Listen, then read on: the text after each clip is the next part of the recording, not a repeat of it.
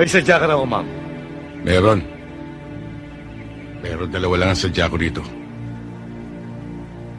Siya. At yun.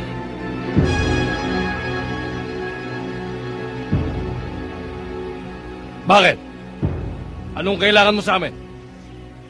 Maaaring di niyo na ako namumukan. Dahil may 2 taon nang nakakaraan. Sa bahay ni Judge Di Mayuga. Ako lang ang natirang buhay. Kaya yung mga naririto na hindi kasama lumayo na. Dahil papatayin kong 2 ito eh. Paano yan? Kasama ako. Di itutumba rin kita.